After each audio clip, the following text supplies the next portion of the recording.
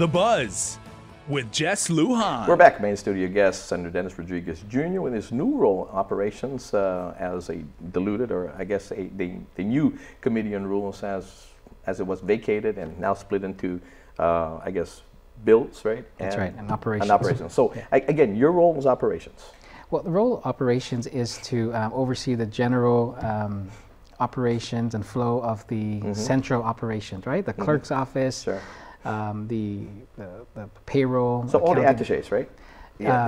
Yes. Yeah. Well, the clerk herself, reports directly to the Committee on Rules. The clerk, the staff that she has, which is part of operations, which falls under central operations, would fall under legislative operations, the new committee. And so, one thing we're taking a look now, as I said earlier, we're assessing what is being done now. But for us, this is a new, not only is it a new term, we're 6 months into the term, we are back in the historic Guam Congress building. So if you remember, Senator, a few weeks ago during a Committee on Rules meeting, there was concerns that were raised about several things that are not being done at this new building. So we budgeting and all that, the transition security, from the old to the new. That's right, the security, the maintenance. Sure, and so we want to take a look at what protocols, if any, we have in place now and address those, because those are very important, right?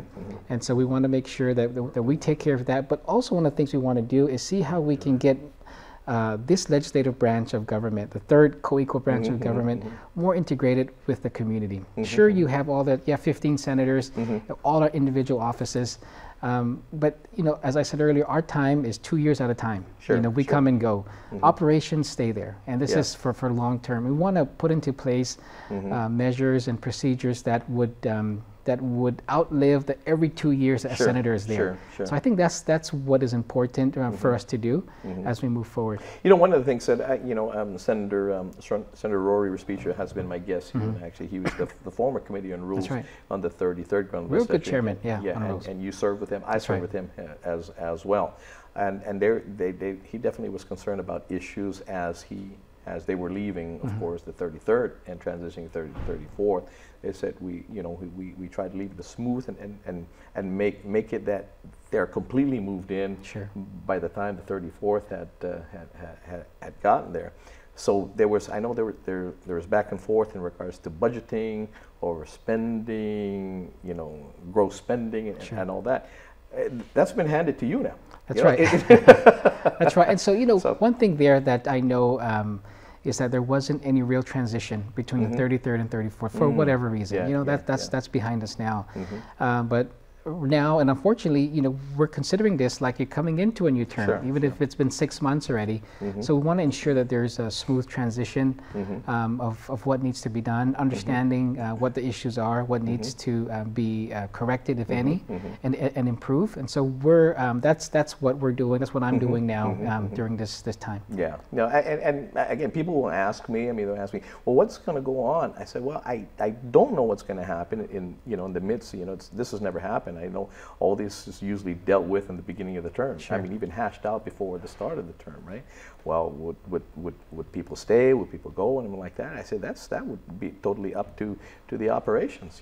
I said if it were me, I'm only speaking about myself. If it were me, I would put I would put the best people in there. Now they may be the same ones. It would be competitive. It would be competitive. I'll make sure that if the current ones are there, that they would compete against other folks who may have the qualifications to get in there. And I'll choose I'll choose who's in line with my ideology. That's right. And so what we're doing now is, number one, setting what our clear vision and mission is of the central operations, not the senatorial office, because we know what our role is. To pass the budget, to pass bills, confirm nominations. But central operations, that's a whole different component. And that's what we have to have clear understanding of what the mission is, and we'll set the vision, and from there want to ensure that we have individuals that will be able to carry out that vision. Now let me ask you, for the folks, I know how this operates, for the folks who are just tuning in and don't know quite how this works in regards to that. Now central operations is really separate. Now each of the 15 senators has autonomy over everybody else, right? That's right. I mean, and so how does that work in regards to, say, majority budgeting versus minority budgeting? Of course, majority gets majority, minority gets minority. So how does that go? What are they given? Are they given lump sum? How does that happen? And do they work at Central? How does that? Well, at the beginning of the year, we pass a budget, right? The budget we're working on now was passed during the last term. The budget for fiscal year 2017 was settled by the 33rd. That's right. Yeah. So we have that, and based on that, we are given allocations. Whether you have as a senatorial office, you have an allocation. You have a committee, you have a separate allocation, and so that's how you function your separate office. For Central, they also have an allocation. And that is to handle, as I said earlier, the operations, whether it be the clerk's office, processing of bills and resolutions, our accounting office. That's what handles central operations. So we have that. We were going into our fourth quarter of the fiscal year, and after this assessment that's being done now, we'll take a look at what needs to be done. The difference is that I think for 2 decades, over 20 years, we were at another location which we were renting. We weren't responsible for maintenance of the facility. Or anything like that. Now it's a different story. So we need to maintain the building and protect that building. So those are factors that we have to take a look at, and we're taking a look at now, and ensure that there are clear guidelines and protocols in place that would outlive the 34th Guam legislature. Now, let me ask, because I mean, I know I operated my staff. I think there was only 2 full-time, 1 really full-time with my chief of staff had the benefits. Okay, nobody else did, and at the time we called them LC2s. Are they still LC2s? Yes, LC2s. That's right. LC2s, yeah. That's just Social the Security. part-timers. Yeah, that's right. Okay, so they're still. So most of my folks were LC2s. My chief of staff was the only one with full benefits. And so, but I made sure also that the staff that worked for me, although they're part-timers, LC2s, that they had family members, that they were covered with medical insurance and all that they weren't left out in the cold. But those were my conditions of hire, that you're going to be an LC2, but are you covered by insurance and all this? With the spouse or somebody else. Spouse or the significant other. So that's still in existence. But I hear quite a few are going to the LC2s as well now, employing LC2s. Yes, right? They are, because when you take a look at that, your benefits, what you put out is less, right? So we're taking a look at that now on how at least for central operations, how those are being classified. As you know, in the senatorial offices, you have the autonomy, right? In your office.